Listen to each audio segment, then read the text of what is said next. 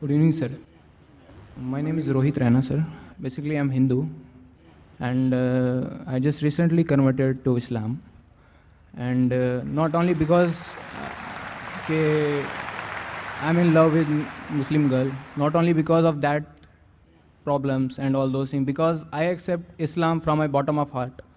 And I tell you frankly, I don't know about Arabic, I don't know about Urdu from the very initially. And I don't know about the Sanskrit also, because I am from the Hindu background. Now I want to learn about Islam, not only because I am going to be married a Muslim girl. And why the controversies are there so much in the nature that people are creating. Not God is creating that controversy, and not God is not giving the message to people that do all those. If a non-Muslim marry a Hindu Muslim girl, and if a non-Muslim Hindu marry a Muslim girl, so why the controversies are there?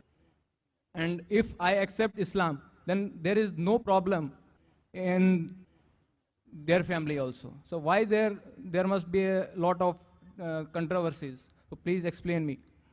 They asked a question that Alhamdulillah accepted Islam recently, and you're in love with a Muslim girl, but that was not the main reason he accepted Islam at the bottom of the heart.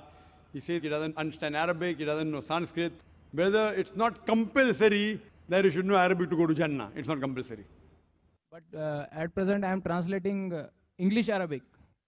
Brother, as I said, it's not compulsory for a person to know Arabic as a language to go to Jannah.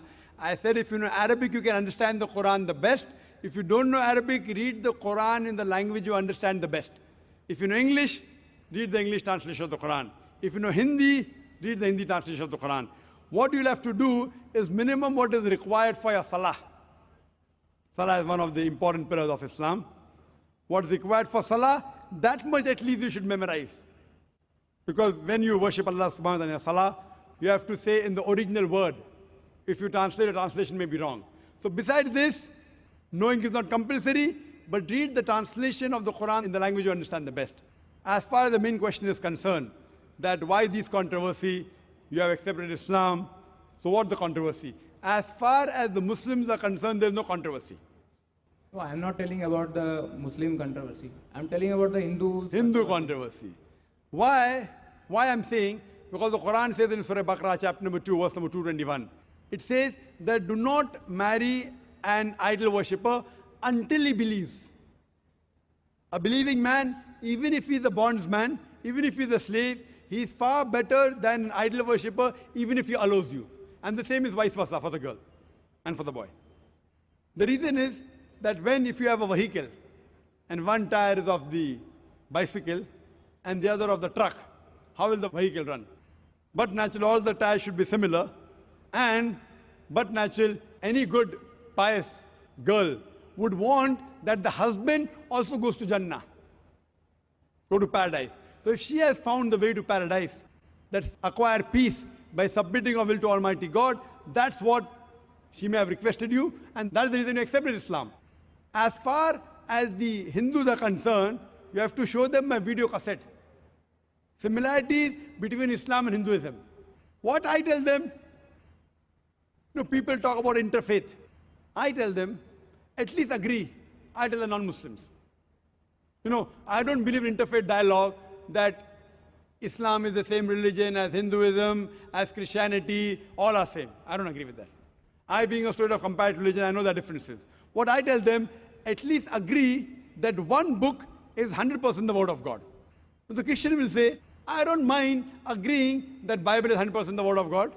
The Hindu will say, I don't mind believing Veda to be the word of God. The Muslim will say, I don't mind agreeing that Quran is the word of God. So I tell them that whatever is common in all these scriptures, let us agree to follow 100%. What is different, what is contradictory, we can discuss tomorrow. At least what is common, let us agree to follow 100%. And when we read these scriptures, all these scriptures say that there is only one God. All the scriptures say Almighty God has got no images. He has got no idol. He has got no statue. So let us, all of us, agree to believe and worship one God who has got no image, who has got no idol.